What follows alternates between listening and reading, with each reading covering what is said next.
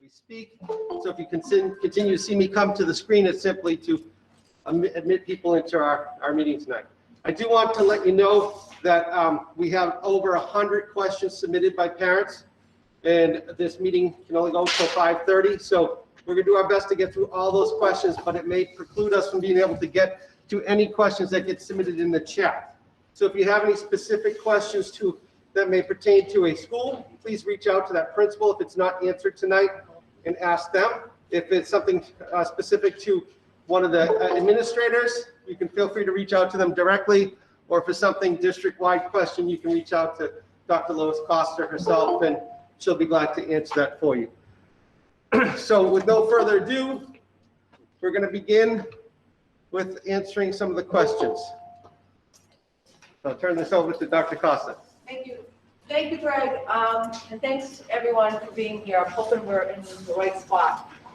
First off, we really appreciate the opportunity to have these conversations this evening. We know it's not ideal. Ideally, we'd be together. It would be face to face. We might be in the courtyard, which is a beautiful space here at Hampton Academy, or maybe it'd be somewhere else. But given the situation, what it is, and we are at right now over 75 people, this is the safest way that we can get this information out to you. That being said, we first off want to thank you for sending your requests regarding your preference for which days you wanted to be in school to the building principals. I understand from speaking with all of the building principals that they have been able to accommodate most of those requests. So we hope that you find that of comfort, and at least you know that your request is being able to be addressed. So that's some good news for you. But they are going to be in touch with you shortly regarding that specific information. I also want to remind you that tomorrow, any more bus information that we might need that could impact our bus numbers need to be given to us by tomorrow. So please make sure that you give us bus information by tomorrow so that we have it, because we are working with First Student on that, and we want to make sure that we can accommodate your bus requests and bus needs. And then finally, I want to let you know that it's been brought to our attention by the PTA, and I appreciate them bringing this forward, that there are concerns around before, after school, and daycare needs. I want to let you know that there is a very active group. There's many active groups that are working on that, including some groups in the PTA, but also wanted to let you know that the leadership team is also working with some outside agencies that we're partnering with. So we're also thinking about that as well. I just want you to know that is not lost on us, and we appreciate the opportunity to partner with you on that issue. So the questions, thankfully, to Keith Lord, has divided them up into different sections, and we're going to spend some time answering these questions. The first section is specifically related to COVID. So I'm going to go through those questions. I'm going to answer the questions alongside Keith Lassard, who is our facilities manager. We're going to answer those questions, and hopefully this gives you a little more insight. So the first question: at what stage of cold illness will our child be expected to be kept home? Just fever, or will it be even a running nose? And again, with return to school. Again, this is a great question, and you know that CDC has said, if you've looked at any of the screening tools, they specifically ask if this is a new symptom. So I know that many kids, myself included, many adults, have seasonal allergies, ragweed, spring allergies. We know that this could be a reason a child has a stuffy nose, a runny nose. We're talking about a new symptom, right? So if it's a new symptom that you can't explain, this might be an area where you would want to bring your child to the doctor to make sure there's not something else going on here. Again, it's a case-by-case situation. Just because children are very individual, adults are very individual, it's really a case-by-case situation.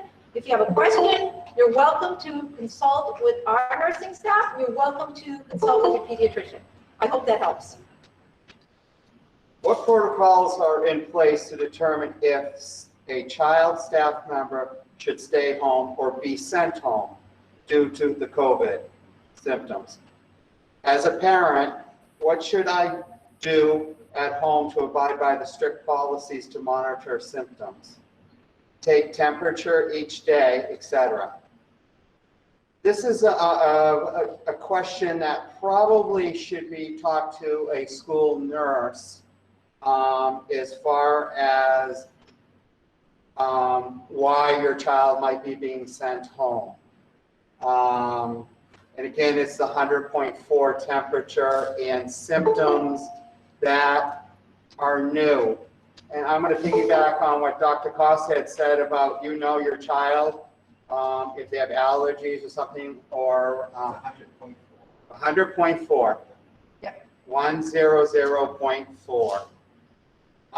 Is that you should make sure this is documented with the school nurse so that she has a record and she knows that their pediatrician has said that they have an allergy. So that would save a little bit of, or would help clarify any situations. Will every absent on a in-person day require a doctor's note? Not necessarily. And that would be determined on, as a parent or a guardian, you would know best why you kept your child out. Right, and an example of that might be if you have a dentist appointment. Your child's out for a dentist appointment, you just pull your child out, you take them for their dentist appointment. So there could be varying reasons as to why a child might be absent. So not every absent requires a doctor's note. The next question, will the kids' teachers ever be allowed to take their masks off in the classroom? And under what circumstances? So let me go into that. And how often will they get a break? So anytime a student is eating, whether it's snack, lunch, obviously masks are off. When they're outside and they're 6 feet away, that's another opportunity. When they're at recess and they're 6 feet away, that's another opportunity. If they're having a hydration break, they're having a drink of water, that's another opportunity. So it really depends on the activity at hand, and also it depends on if they are 6 feet apart. But masks are required, and masks are required to be on. But those are the breaks that we can share with you. If any child travels outside the state, will they need to quarantine for 2 weeks before being able to return back to school? That depends on what the requirements are within the state of New Hampshire for travel outside of the state.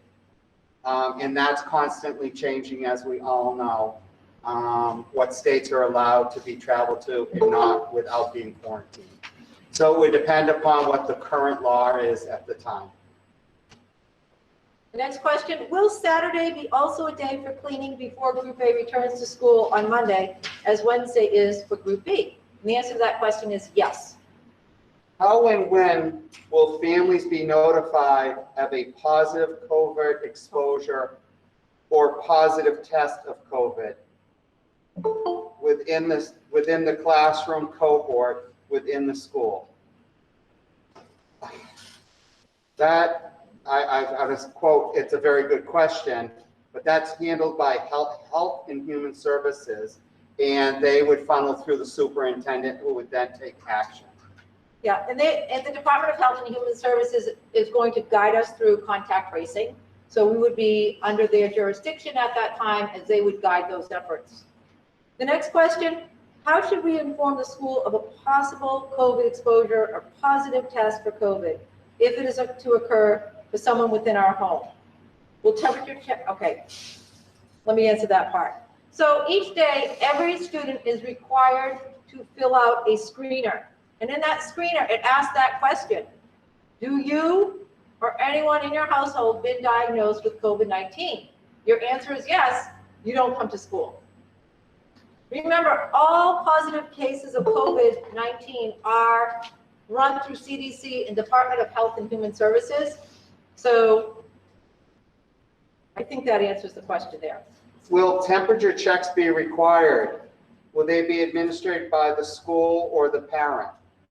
I understand the complexities and logistics of the school having to facilitate this. But my fear is if parents do not, the fear part got me. But my fear, if parents do it, would they take the risk of dishonesty or parents not actually taking them? But we have to rely upon everybody's honesty. Each morning, every student's parent or guardian is going to go on to Power School and answer the basic questions, and we're all familiar with those questions when we've gone to the doctors. Have you been out of the country? Have you been out of the state? Do you have a temperature? Do you have new symptoms? And you're going to sign off on that before 7:20 for Hampton Academy students on the day they go to school, and 8 o'clock for the K-5 program before they go to school on their days. Thank you. The next question, this is a parent who's concerned about parents forming pods. She's hoping that we could strongly encourage parents to make arrangements with children within their classroom and groups, which will reduce the exposure for every child within the classroom. I think that's just a courtesy that you could extend to each other. So again, keeping your children within their own pods. Will class lists be shared so families will know which students are in each cohort? For each teacher's class to allow the planning of childcare needs, letting their child know who is in their classes, etc. The answer is no, and that has to do with Family Educational Privacy Act, as you'll hear, people will call FERPA. Yep. That's Family Educational Privacy Act. So the answer to that question is no. Thank you, Keith. What will be the symptoms of a child being told they need to leave school? Just a temp? What will the temp be that they would be asked to leave school? We already answered that. That's 100.4. If they were asked to leave school due to COVID, when will they be able to return to school? And that is going to depend on a doctor's note or quarantining. But that's a conversation that would be had with the school nurse.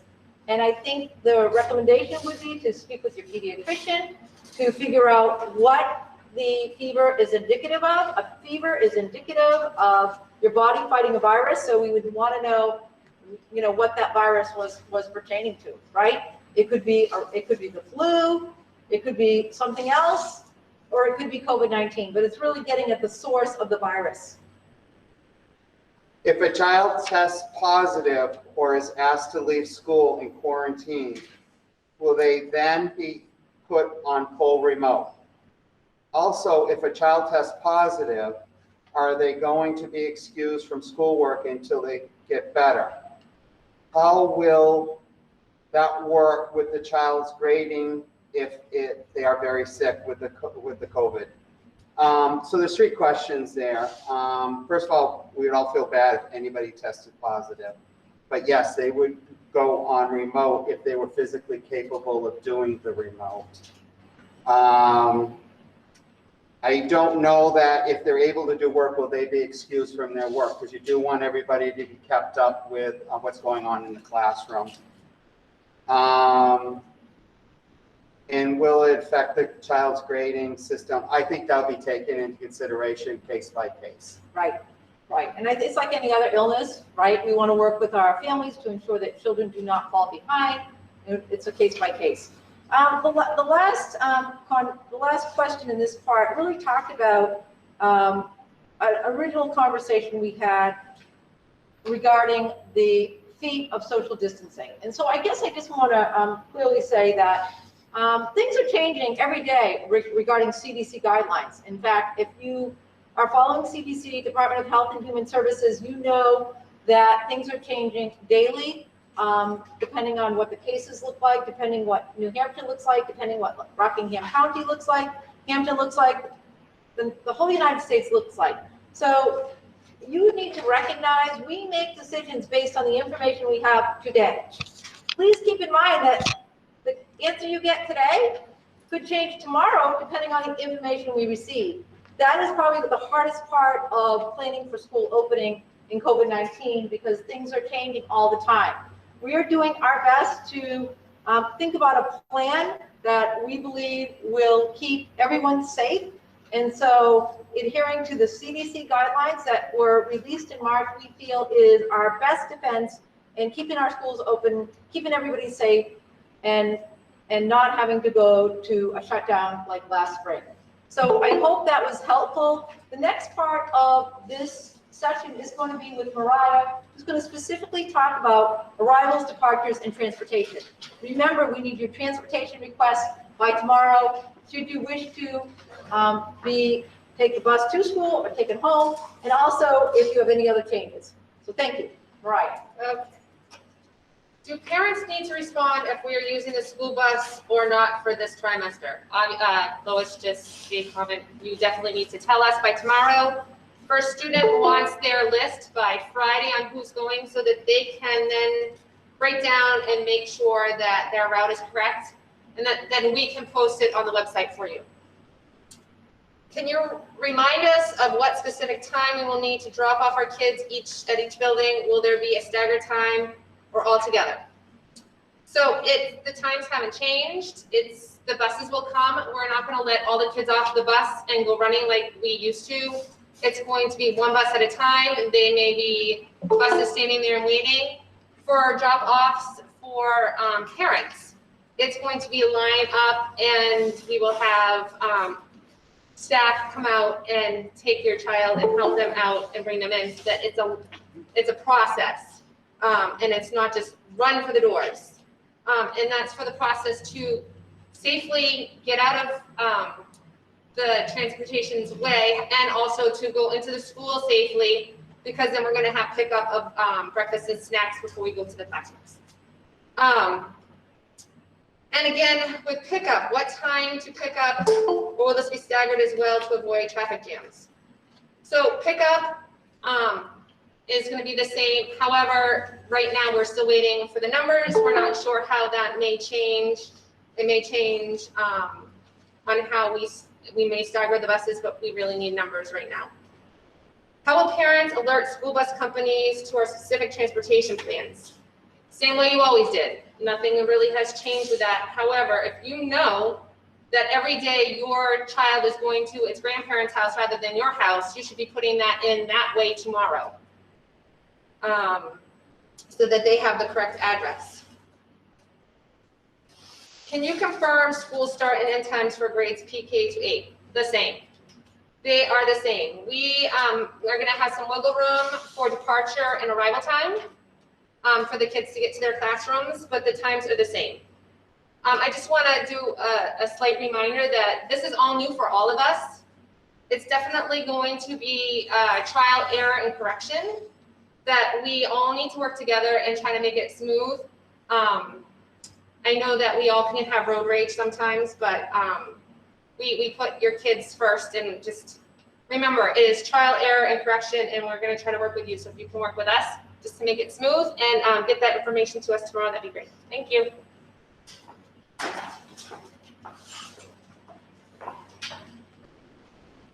Hi, everybody.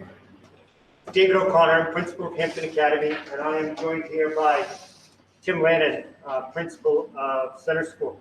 We have some questions that are all related to our schedules, and we'd like to take a shot at answering some of those questions. Thank you, Dave. Good afternoon, everybody. Tim Lannon, principal at Center School. Welcome. We're here to help. Anything we can do to help you, we're going to do the best we can. Understanding that these are some of the questions that were submitted, and I need to reemphasize, if there's any more specific questions school-related after this forum, please reach out to each of us at the building level, and we'll do the best we can. Mariah did a great job talking about starting school, ending school, and getting into school. As you know, the location of all the schools are a little different in the proximity to the road, and the amount of parking and bus loop space is a little different. So each school, Mariah gave a nice overview, but each school might be a little different based on the needs and how it can work at Center School. So I'm going to be letting you guys know as soon as I can about the way that we're going to be dropping off and picking up. It's going to look a little different. We have separate doors we'll use. I don't want young children crossing the road by themselves, so I expect parents to still park their cars and walk with them to the correct area. So we'll do that in a safe distance way to do that, and more to come on that. Let me get into the questions a little bit here. First thing is September 8th. The first day of school is now September 8th. This is both for in-person and remote students. That is correct. September 8th is the first day for in-school students. That is a Tuesday. If you're a cohort A, Tuesday you come in school. If you are all remote, that is a day you start as well. Tuesday starts. It's a Tuesday, Wednesday, Thursday for you that week. And if you are in the hybrid, cohort B will start in the remote section of that day.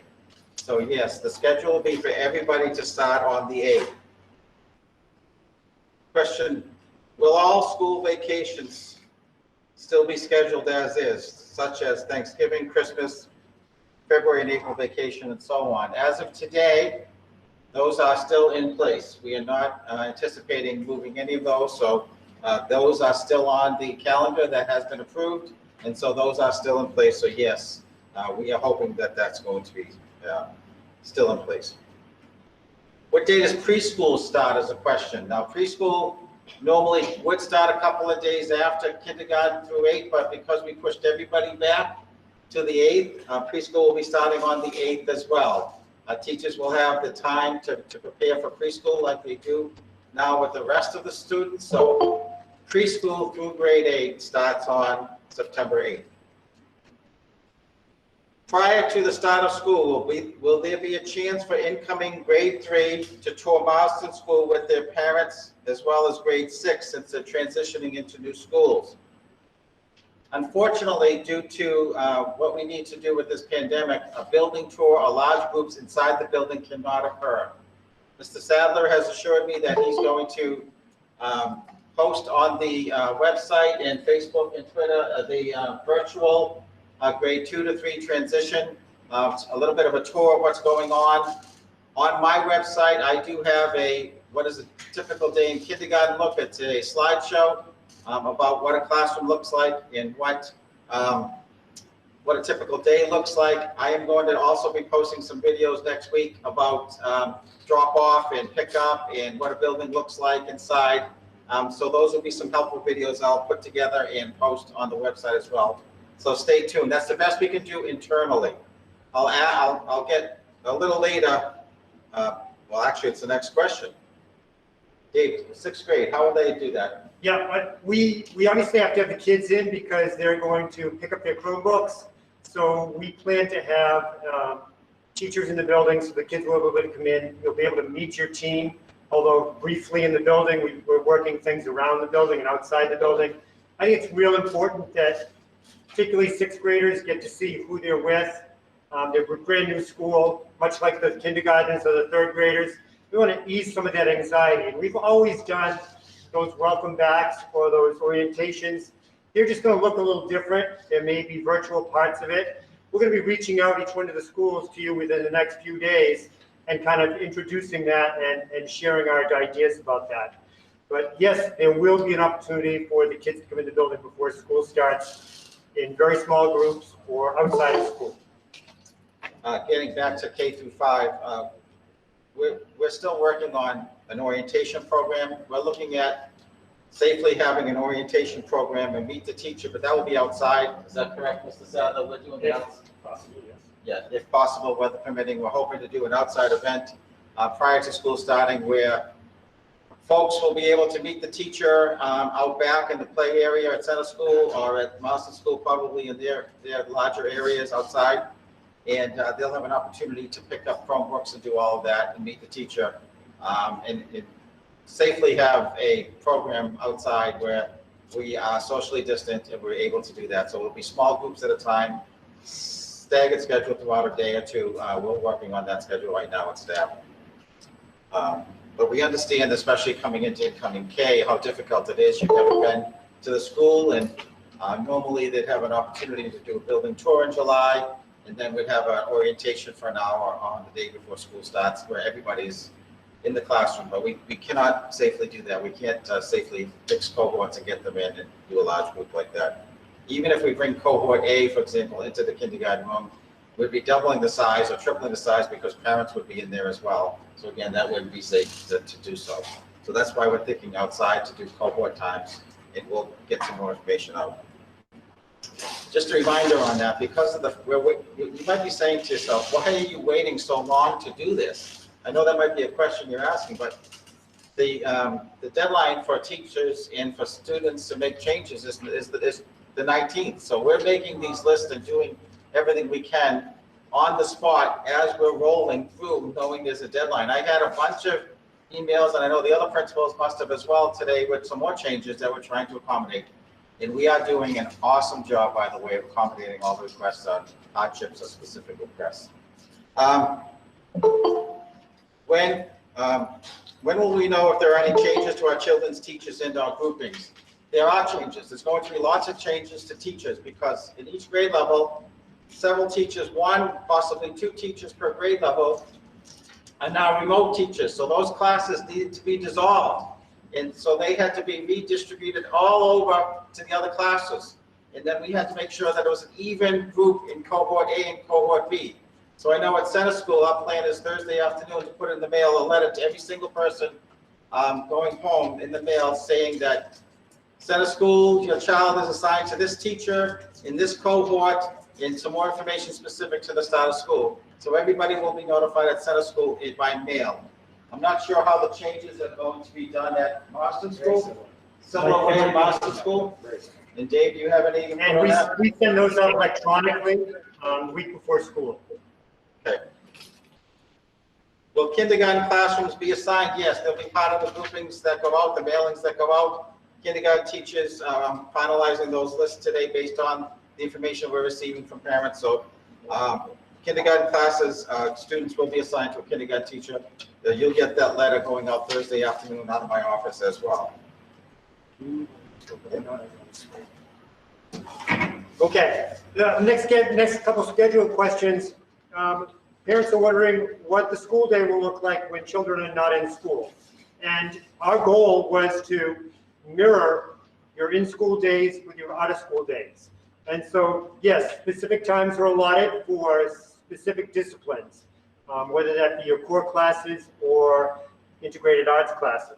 And you will get a copy of those before school starts. Yes, there's a question about mask breaks. I think all of us have built mask breaks into our schedule.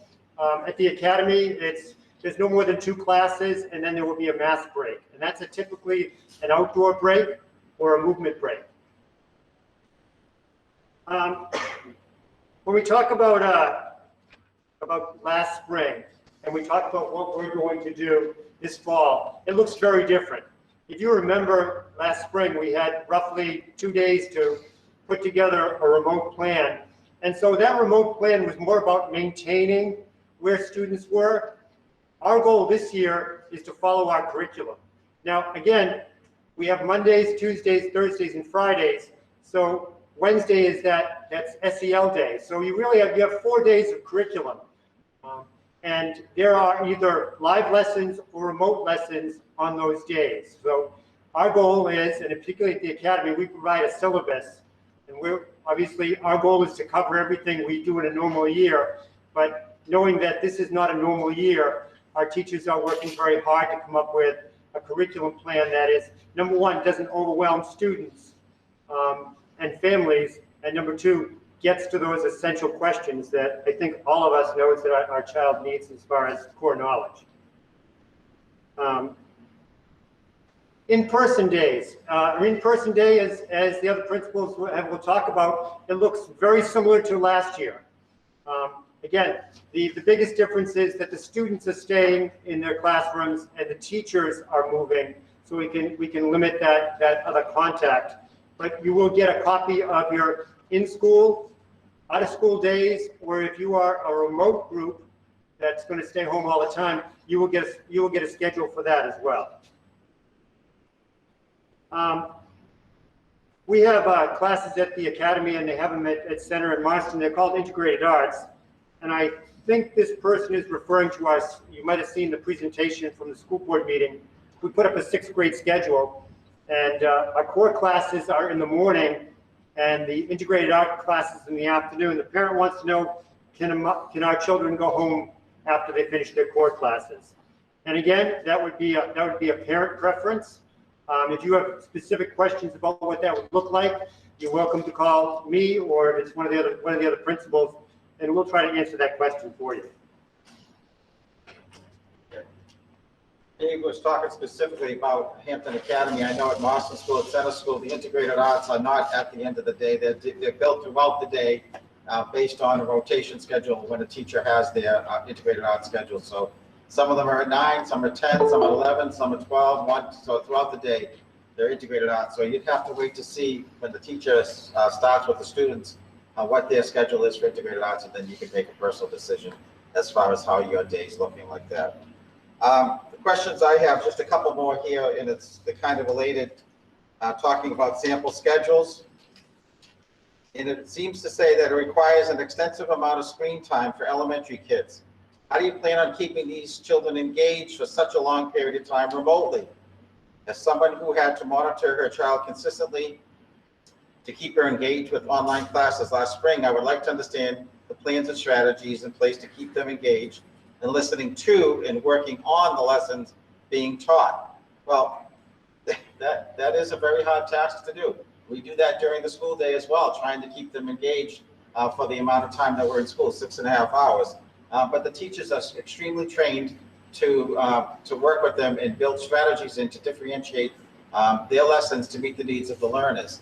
As far as the question talks about keeping them totally online, we're not with them in the house. So that is going to be a little bit of a partnership.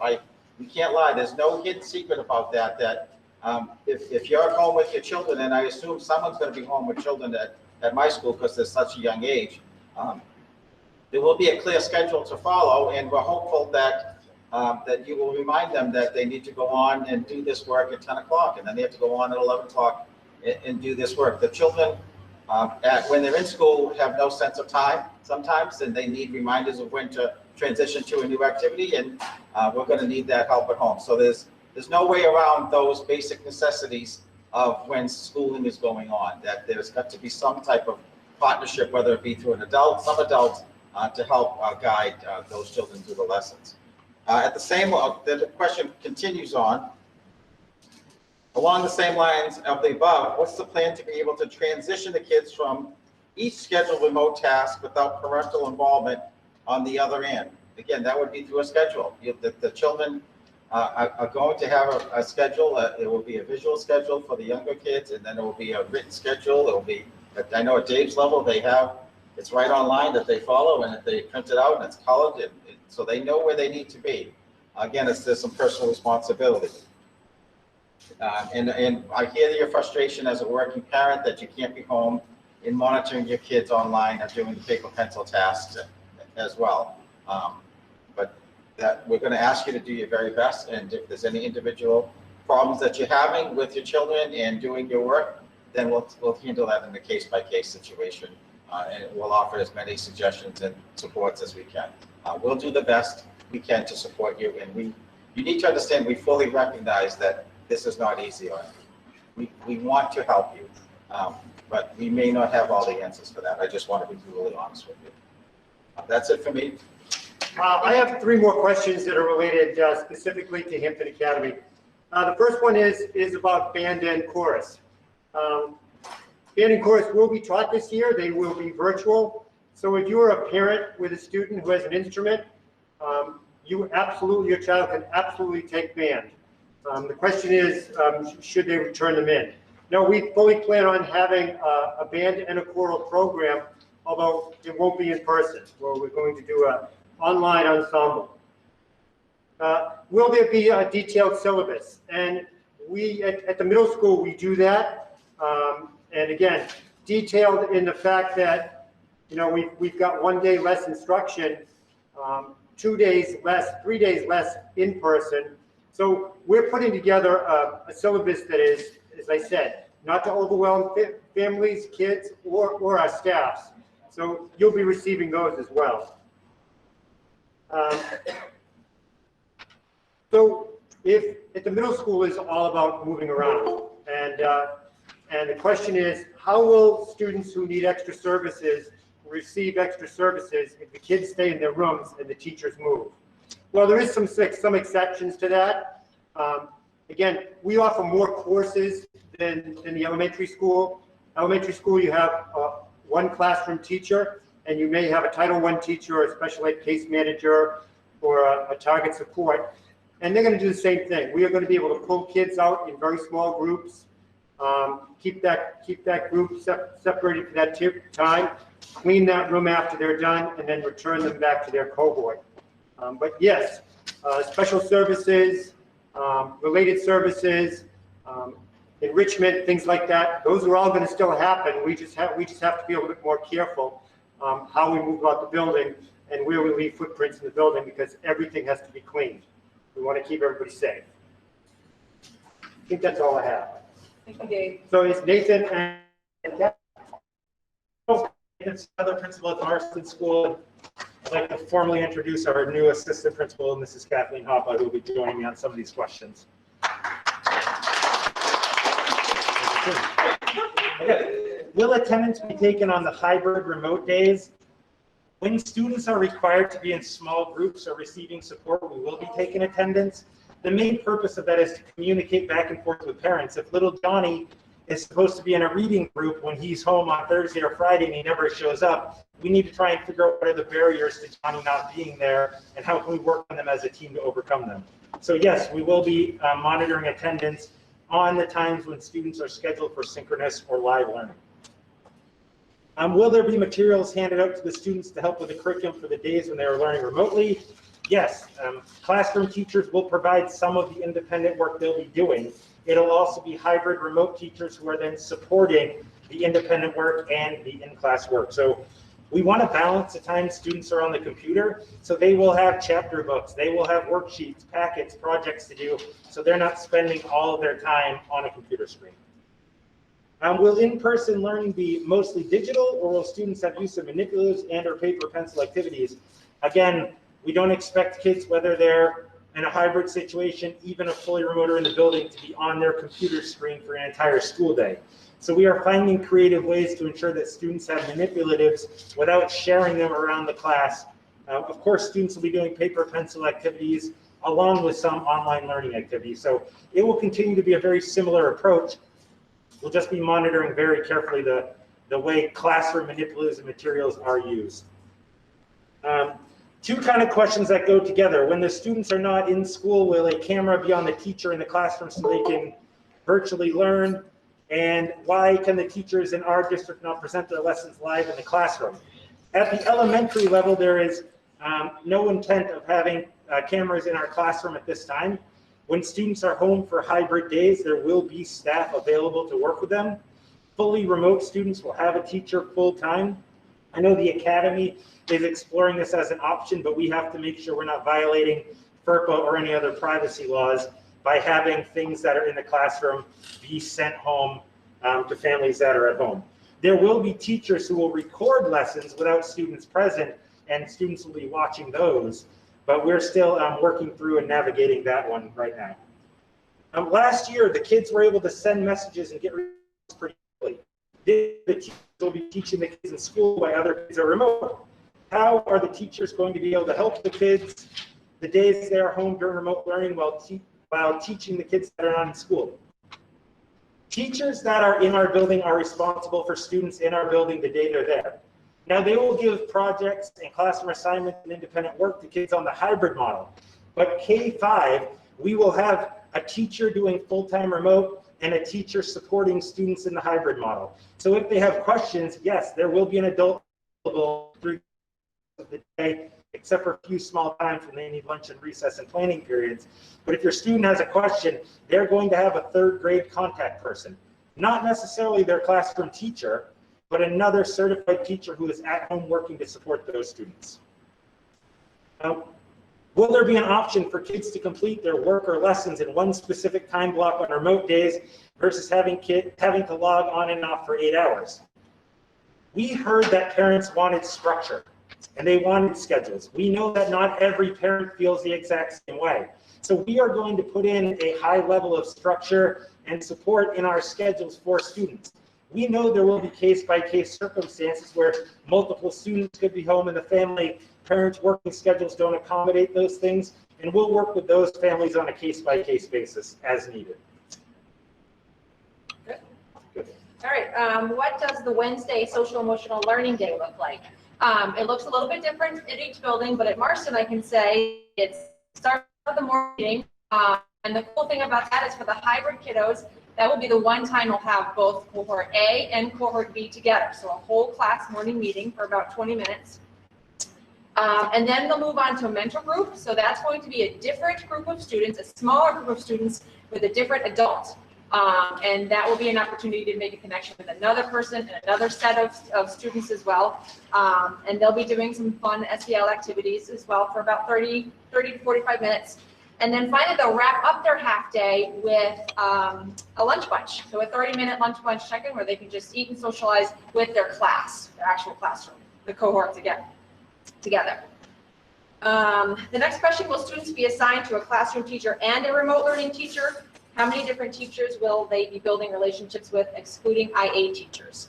So the hybrid students will be assigned to a classroom teacher, and remote students will be assigned to a remote teacher. So if your student is full-time remote, they will have a class with one teacher with other remote students all the time, all 4 days, actually 5 days. The hybrid students have their classroom teacher. Then, as Nathan had said, they have the benefit of a teacher office be online and will be assisting them, providing small group instruction and other support that way. They'll also be connecting, like I said, with a mentor teacher who will be not their classroom teacher. So it might even be someone from a different grade level that will be running their mentor group. And will Wednesdays be managed by the classroom teacher or the remote teacher? For the hybrid kids, it will be their classroom teacher or the morning meeting and the lunchtime check-in. And then for the remote classes, that will be the remote teacher. For the third graders, still have a wax museum in the spring in the gym, or not at all. And we're still working on that, so we don't know the answer to that quite yet. Will all students get recess or maybe extra outdoor times aside from those in the schedule? Yes. So we scheduled at least one 35-minute recess midday, 40-minute recess midday. Then the teachers are able to work with their teams to coordinate morning recess times or opposite recess times, as well as outdoor learning times they can use as mass breaks. We've already kind of zoned out the front and the back of the buildings into different areas, and the teachers are going to work with their teams to schedule to get as much outdoor time as they possibly can. Will the kids be bringing their Chromebooks to and from school for remote at-home usage and classroom usage, or will they just stay at home and something else use in school or papers in school? They will be bringing them back and forth. I can't speak yet for the, yes, okay, too as well. Okay.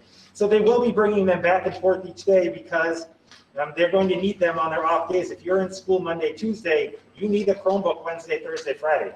You will be doing on Thursday, Friday some paper pencil activities, but you need your Chromebook in order to communicate with a hybrid teacher and attend your small group support sessions. So yes, they will be going back and forth. So it's going to be important as we work with the kids on responsibility that they remember their Chromebook each day and their power cable.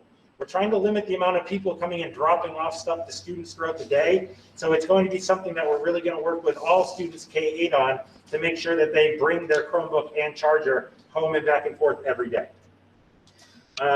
If school closes and all students enter remote learning, how will that schedule start? Does the same hybrid schedule just convert to remote? At the K-5, we have a full remote schedule.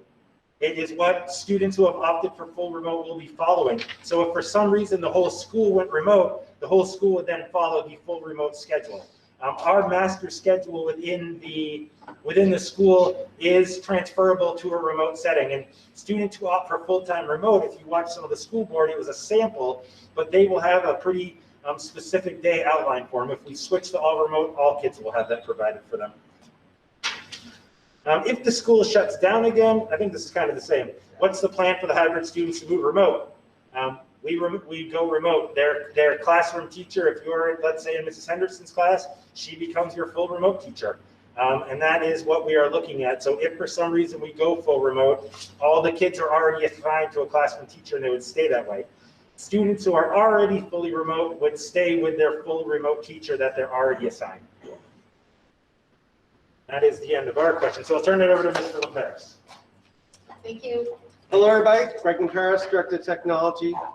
I have the questions regarding fully remote, so I will attempt to answer them the best I can. The first question asks, if we are choosing to fully homeschool with alternative curriculum, can we still have access to our children's Chromebooks?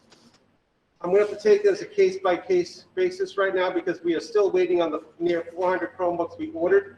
They're due to ship out on the 22nd and appear in my office on the 25th. If something happens in that process, we have just enough Chromebooks right now for every student who is signed up for the district. So if people start to leave, we'll have to make sure we have enough for everybody who's not in the homeschool situation first before we can issue them out to people who homeschool. But as long as we have a Chromebook available, which we should once those come in, it shouldn't be a problem, but we'll address it on a case-by-case basis. Just contact my office. If we are choosing to homeschool with alternative curriculum, is there still a possibility of having access to some of the school's curriculum and resources if we need to throughout the year? Once again, because of the way we synchronize everything in PowerSchool, we're going to have to look at the settings on that and make sure that if a child gets put in homeschool, does that end up pulling them out of all the software? So we may need to have to make some of those changes so that your child would still have access. So I will take that on a case-by-case basis. Contact us specifically if you still need to, and we can try and make those changes in our synchronization that happens nightly for the tons of software we have in district to make sure that your child still is put in to be able to use it. But I don't see a problem with that otherwise. If we are choosing to initially fully homeschool our children with alternative curriculum, is it possible to switch back to the public school plan at some point throughout the year? As we stated in an earlier meeting, is that we'll have you choose something until the end of the trimester, and then we'll readdress at the end of the trimester people's desires to switch to something else or where we actually need to be as a school.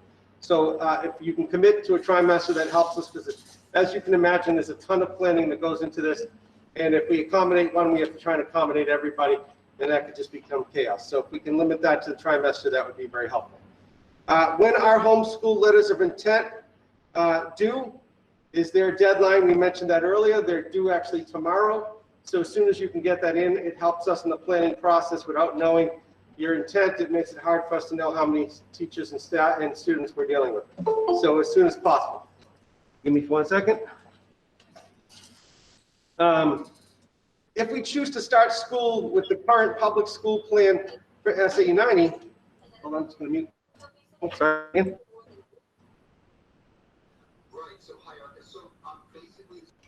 Okay, sorry for that. If we choose to start the school with the current public school plan for SAE 90, is it possible to switch to a homeschool plan at some point throughout the year if the school plan isn't working for us? Once again, we ask that you try and give it a try for the trimester so that we can reevaluate that at the change. So, but always feel free to contact your school if things really aren't working out. They'll see if they can do something for you, but we're asking you to try and commit to a term for now. If the remote option is selected, how long will students have access to the remote platform? I'm going to apologize, I'm not really sure what you're asking about that, but we've always used Google Classroom as our platform, so that will be available. Whether the teachers will continue to teach completely online if we end up going back to in school, we'll have to address that when we get to it. But I would think that for something this for the year, so it should be available in one way or another. If the district returns to in-person, will the remote platform continue to be offered? Once again, that's kind of the same thing I just answered. We've always used Google Classroom. We've always used a lot of the tools that will link in with your Google Classroom. That software will still be used. I'm not sure if it will still be used in the same level as it was when there was fully remote or people in a hybrid situation, but I don't see us turning any of that software off if we paid for it for the year, so it'll be available for teachers as a resource. That answers all of my questions, and I will now turn this over. Lois Pay. Hello. Dr. Hampton, who I believe is online. We're going to let her come off on mute, and she's going to answer the next 4 questions. How do you get her off? She has to take herself off the mute, so if she's here, she'll just take herself off and answer. I saw her there. Yep. So Dr. Hampton, are you still on? Are you ready to take your questions? Right.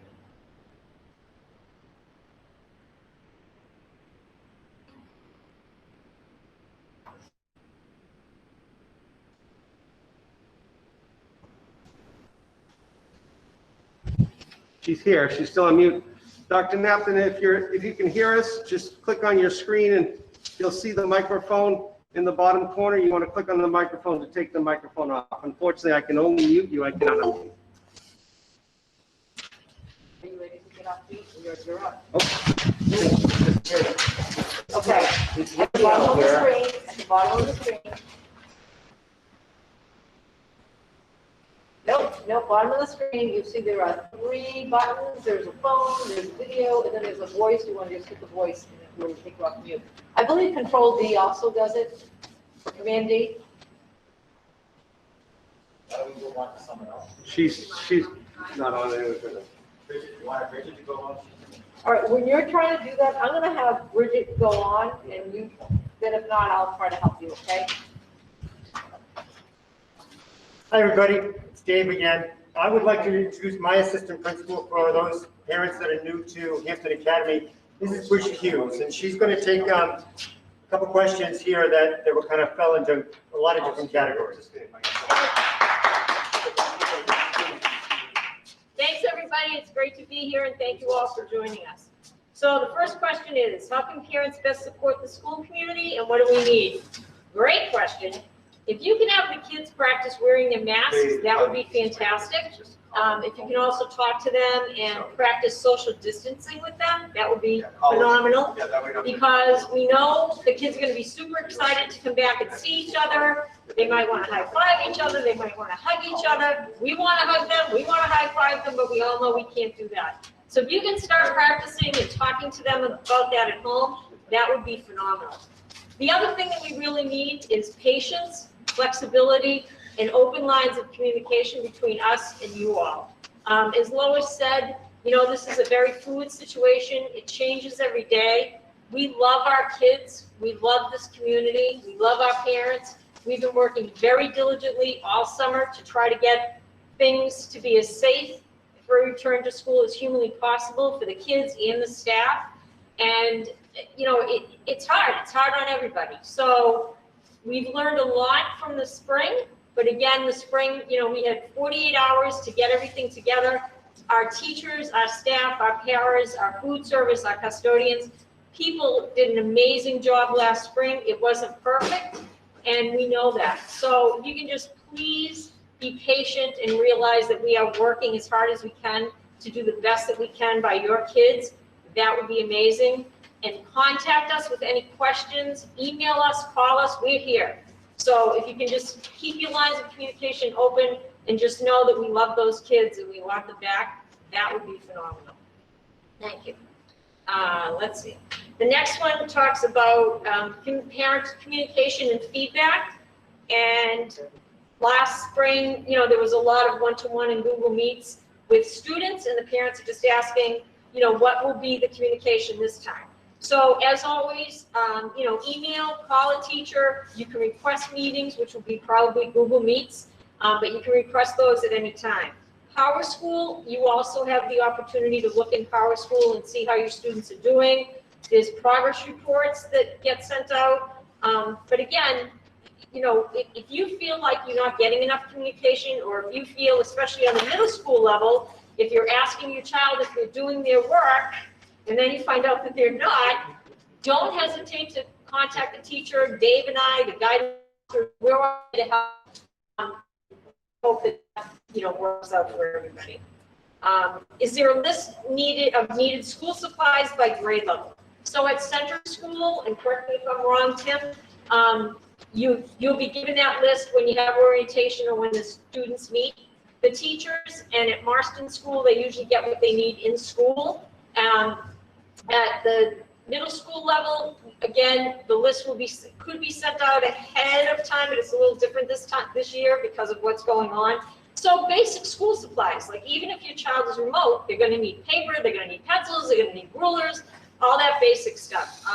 You might want to send them to school with some tissues. You might want to send them to school with, you know, some hand gel in their backpack, that kind of stuff. But for now, just think basic school supplies, and that would be great. And again, thanks for welcoming me. I'm excited to be here as the assistant principal, and we look forward to a great year, although it will be a little different. Thank you. Thank you, Bridget. Thank you, Mr. O'Connor. Mrs. Hughes, thank you.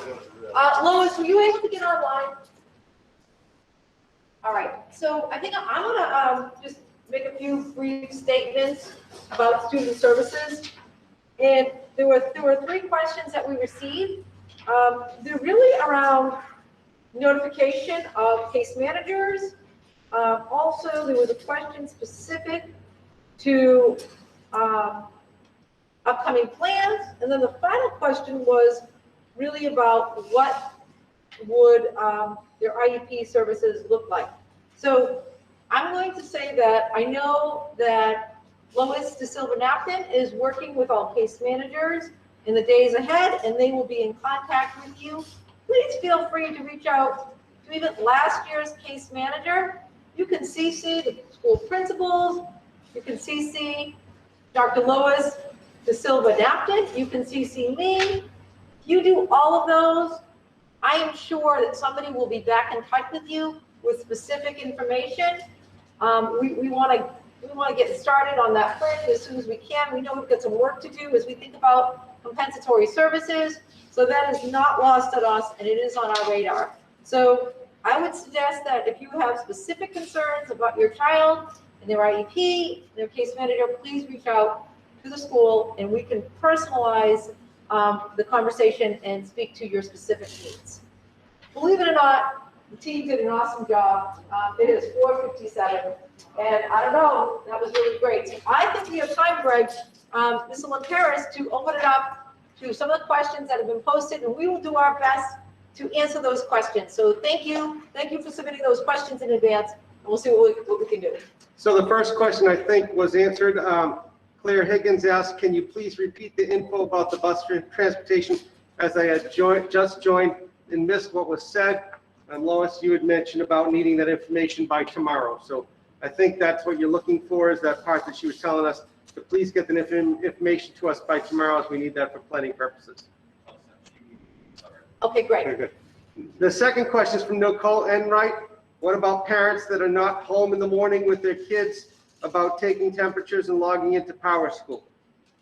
I would say that whoever is home with a child or before they leave, they should do that before they send their kids off on the bus. We can tell you that we will be monitoring that. So if it is not done, the school nurses, the principals will be looking for those students and monitoring that and doing that before they enter the building, as that is one of the requirements of our district. So we have a temperature kiosk that's going to be set up near the door when people come in, and they can use that as well. It's touchless temperature taking. Just walk up to it and get the temperature taken. So staff will be using that. If we have to, we can use it with the student as well. Next question is from Michelle Wood. I submitted a question about drop-off and dismissal that was not read and or answered. Could I submit my question again here? She then goes on to say, it is my understanding that the drop-off at Hampton Academy will be staggered over the course of 40 minutes. What will happen during that time, especially the students who are dropped off during the earlier part of that time span? Hi, Michelle. A great question.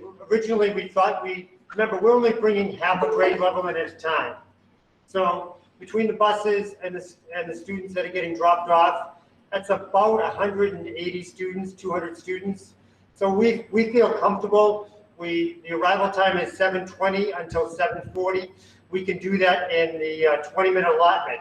If you are feeling that that window is too tight, or you know what, I don't think it is, but again, there might be the first week of school, we're going to be very, very flexible with that, just to make sure that people have plenty of space. But we'd like to keep our school day and our school times as structured as possible. I hope that answers your question, Michelle. We have another question by Michelle D. Will children have the same teacher on hybrid and remote days for consistency? Do you want to reiterate? So do we want to So follow it up? says, will children have the same teacher on hybrid or remote days for consistency? Yes. If you are a full-time remote student K through 5, you are assigned to a full-time remote teacher. So if I have 17 third graders all going full remote, they're in one class with one teacher. Kids that are in school, so they're coming either Monday, Tuesday, or Thursday, Friday, have their classroom teacher. If you're in Mrs. Henderson's class, Monday, Tuesday, that's who your teacher is.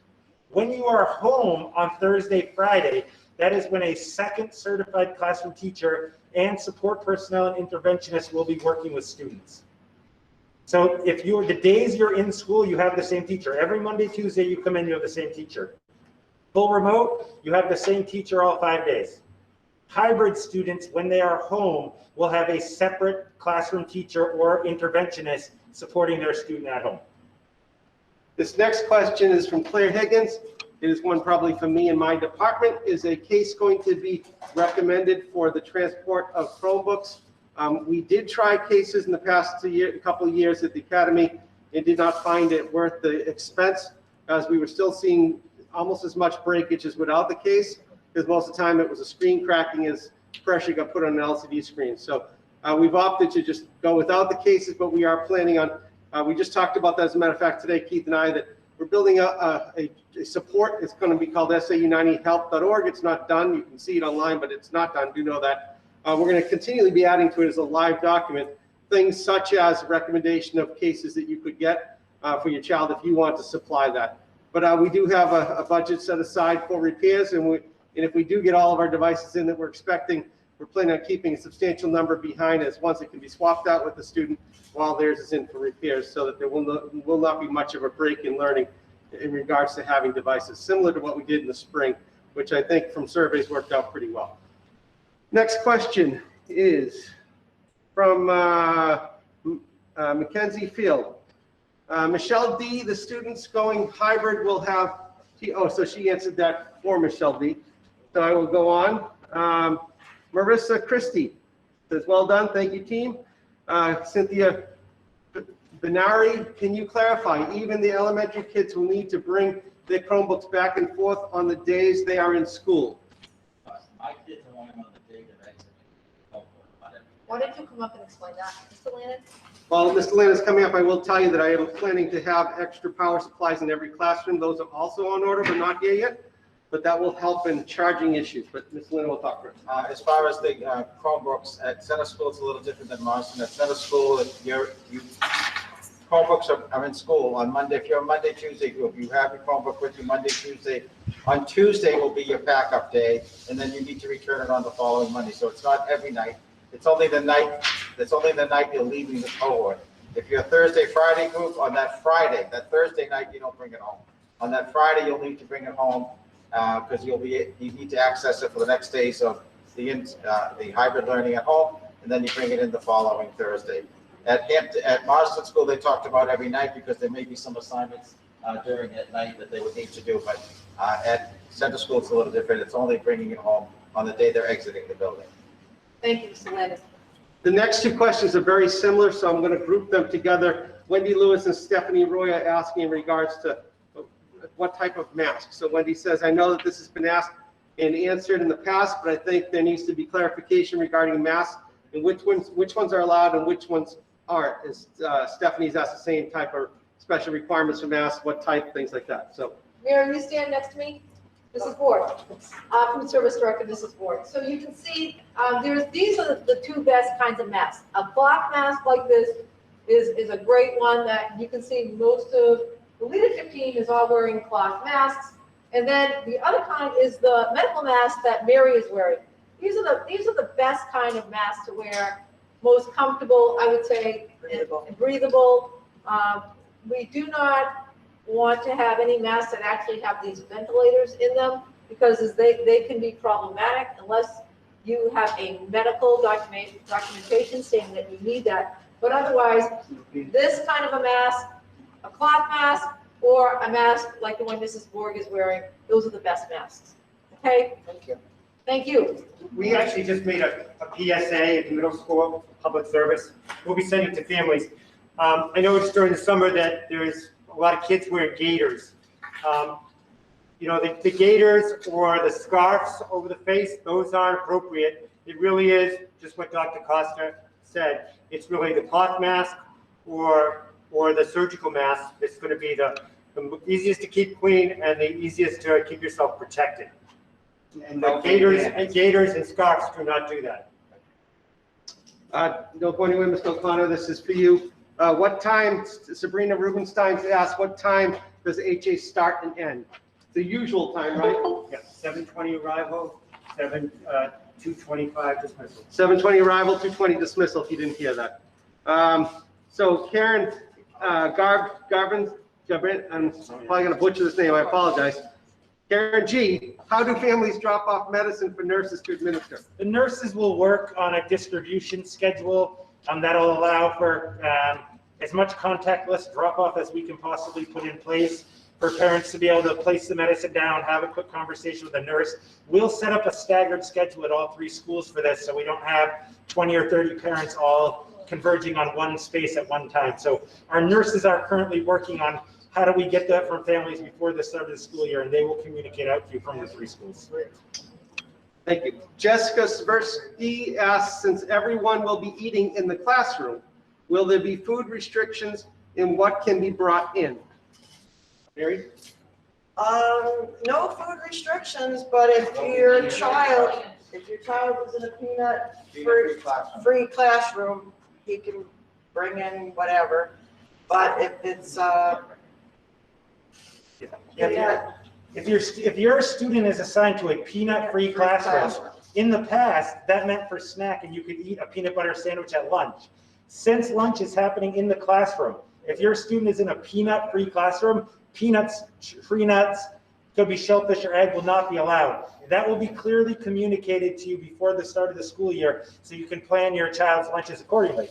If you're concerned, you can always utilize our school lunch program, which is always peanut-free and completely safe for students. Thank you. Next question is from Allison Kusser.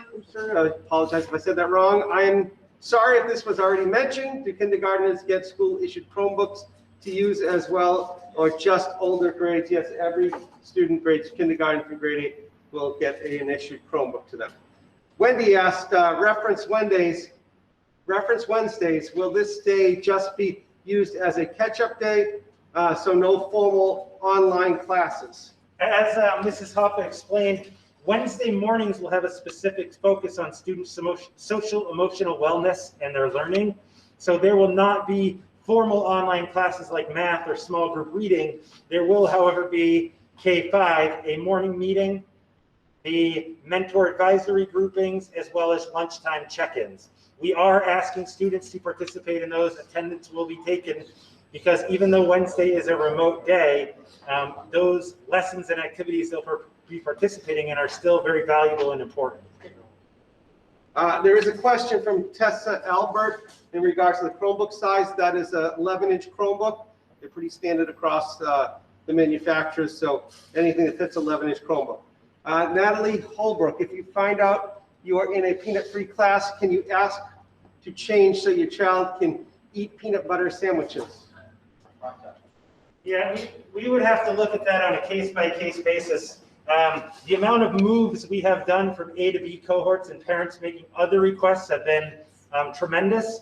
There is a large number of moving parts as we try to create not only equitable and balanced classes, but balanced and equitable cohorts.